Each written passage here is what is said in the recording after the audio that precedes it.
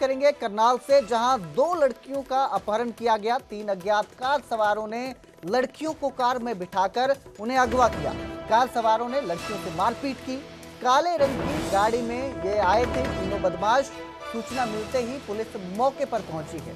Janakpuri area की यह घटना है, जहां इन लड़कियों को किडनैप किया गया। मामले की जांच में पुलिस जुटी हुई है। इस बीच जो किडनैप हुई थी लड़कियों में से एक के परिवार वालों का बयान भी सामने आया है। किडनैप हुई लड़की के परिजनों का आरोप है कि उनमें से एक लड़की उन लड़कों के साथ आई थी। परिवार वालों ने सदर चौकी में शिकायत दर्ज करवाई और पुलिस ने जांच पड़ताल के लिए कई टीमों का गठन किया है। तो ये बड़ी खबर है, करनाल में 2 लड़कियों का अपहरण किया गया है। 3 अज्ञात सवारों ने लड़कियों को गाड़ी में बिठाकर उन्हें किडनैप किया है। तो एक लड़की के जो परिवार है वो सामने आया है और आरोप लगाए हैं कि अपहरणकर्ताओं के साथ एक लड़की भी शामिल थी। फिलहाल पुलिस इस पूरे मामले की जांच में जुटी हुई है, जांच कर रही है कहां से ये लड़के आए थे, क्या इसके पीछे वजह है कि लड़कियों को किडनैप किया गया है। इस खबर पर मेरे सहयोगी हिमांशु हमारे साथ जुड़े हैं। जी हिमांशु, क्या ये पूरा मामला है और कितने बजे की ये घटना है जब लड़कियों को किडनैप कर लिया गया? कुलदीप, सबसे पहली चीज जो मैं क्लियर करना चाहूंगा, जो पिता ने बताई है वो एक लड़की है। एक लड़की उन लड़कों के साथ ही आई थी। पहली चीज ये सबसे ज्यादा स्पष्ट होनी बेहद ज्यादा जरूरी है। जी बिल्कुल। करनाल के जनकपुरी का ये मामला है। सुबह के वक्त तकरीबन 11:10-20 के आसपास एक काले रंग की गाड़ी आती है जिसके अंदर 3 से 4 लड़के थे और एक लड़की बैठी थी। लड़की नीचे उतरती है और एक घर के अंदर जाती है। वहां पर कमरा देखने के बहाने, किराए पर कमरा देखने के बहाने वो लड़की एक दूसरी लड़की से मुलाकात करती है। बहला फुसलाकर या बातों में लगाकर जो घर के अंदर लड़की बैठी थी जिसका नाम अंजलि बताया जा रहा है, उसको नीचे लेकर आती है।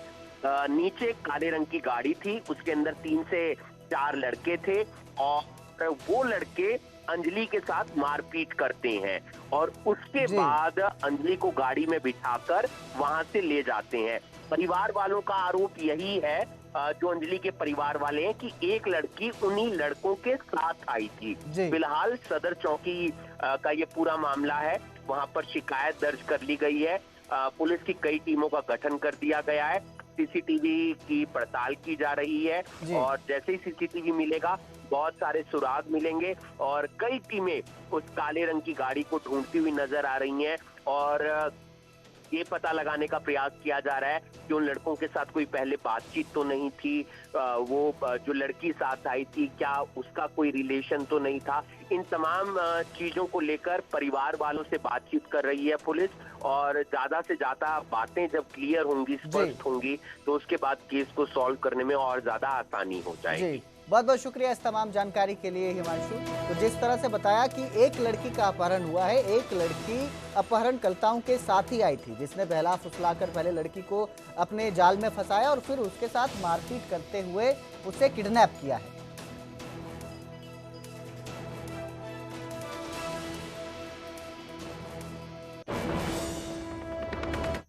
तो वहीं आयुष्मान कार्ड पर छठे दिन भी इलाज बंद है। निजी अस्पताल के डॉक्टर इलाज नहीं कर रहे हैं।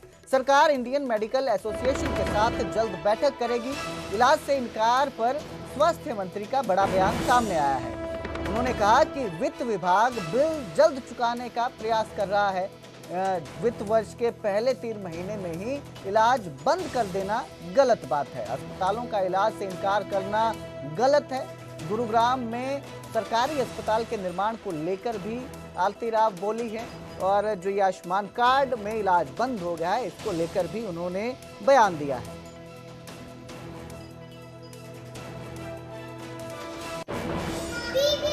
जी, उम्मीद है जल्द से जल्द हो जाएगा। फाइनेंस डिपार्टमेंट पूरी कोशिश कर रहा है कि जिनके भी आउटस्टैंडिंग है वो जल्द से जल्द। लेकिन हॉस्पिटल्स ने इलाज करना बंद कर दिया है, उनसे क्या? सॉरी, कौन किससे बात कर रही है? हॉस्पिटल्स ने इलाज करना बंद कर दिया है, लोगों को कहीं ना कहीं परेशानी हो रही है। नहीं, ऐसा होना नहीं चाहिए। देखिए, तो फर्स्ट पहले 3 महीने हैं साल के और अगर अभी से वो बंद हो तो ये बिल्कुल गलत है। उन्होंने भी जब हमारे पास आते हैं कि देखो हमें आप शामिल करिए, पैनल कीजिए, तो सब जानते हैं कि हम ऐसे ही रोक नहीं सकते लोगों का इलाज। तो अगर कोई रोक रहा है तो ये सरासर गलत है। IMA के साथ मीटिंग प्लान हो रही है क्योंकि बिल्कुल होगी जी, बिल्कुल होगी, ताकि हम दोनों, सरकार और IMA दोनों एक जगह। तो वहीं गुरुग्राम में स्वास्थ्य मंत्री आरती राव ने एड्स जागरूकता अभियान की भी शुरुआत की। सेक्टर 14 स्थित कॉलेज से अभियान की शुरुआत की गई। राज्यव्यापी अभियान की गुरुग्राम में शुरुआत हुई है। लोगों में HIV एड्स के प्रति जागरूकता फैलाना इसका मकसद है। आरती राव ने पहले प्रदर्शनी का जायजा लिया, फिर एड्स जागरूकता बाइक रैली को हरी झंडी दिखाई, फिर दीप प्रज्वलित करके अभियान का शुभारंभ किया। जी, आज इंटरनेशनल यूथ डे है और इसके साथ साथ IC का एक कैंपेन है एड्स को लेकर। हम एड्स अवेयरनेस बढ़ाना चाह रहे हैं और इसके लिए आज हमने कार्यक्रम किया है, ताकि पूरे हरियाणा में ये एड्स अवेयरनेस ज़्यादा बढ़े और हमारे जो केसेस हैं वो कम से कम। कैसे बढ़ेगा वैसे?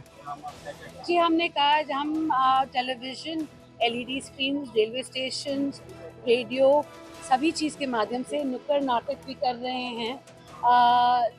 जो भी हमसे हो रहा है, मगर सबसे आज के दिन हम बोल रहे हैं कि हम सरकार की तरफ से और कैंपेन सारे चलाने को हम कर रहे हैं, मगर सबकी सहभागिता बहुत ज़्यादा ज़रूरी है। देखिए, this is a societal problem, is not just a health problem. अगर हेल्थ की प्रॉब्लम होती तो हम समझते हैं कि हम कैसे कंट्रोल करें, जैसे कोविड का। तो वहीं पंचकुला में HPWPC की बैठक हो रही है। PWD रेस्ट हाउस में ये बैठक चल रही है। मुख्यमंत्री नायब सिंह सैनी बैठक में मौजूद हैं। इसके साथ ही ULB मिनिस्टर विपुल गोयल भी बैठक में शामिल हैं। ULB विभाग की खरीद योजना पर चर्चा हो रही है। रोहतक, हिसार, करनाल, गुरुग्राम के मेयर भी इस बैठक में पहुंचे हुए हैं। नगर निगमों की खरीद योजनाओं और विकास प्रोजेक्ट को लेकर इसमें चर्चा की जा रही है। तो PWD रेस्ट हाउस में HPWPC की ये बैठक जारी है, जिसमें मुख्यमंत्री नायब सिंह सैनी मौजूद हैं। तो ये बैठक खत्म हो गई है, जो बैठक चल रही थी पंचकुला में, ये बैठक चल रही थी, HPWPC की बैठक थी PWD रेस्ट हाउस में, जो अब खत्म हो चुकी है। इस बैठक में मुख्यमंत्री नायब सिंह सैनी भी मौजूद रहे। इसके साथ ही रोहतक, हिसार, करनाल, गुरुग्राम के मेयर भी पहुंचे थे। नगर निगमों की खरीद योजना और प्रोजेक्टों पर चर्चा करके ये बैठक रखी गई थी, जिसमें अब ये बैठक खत्म हो चुकी है और उम्मीद जताई जा रही है कि कई खरीद करने को मंजूरी दी गई होगी। कई खरीद जो होगी उसको इस बैठक में मंजूरी दी गई होगी।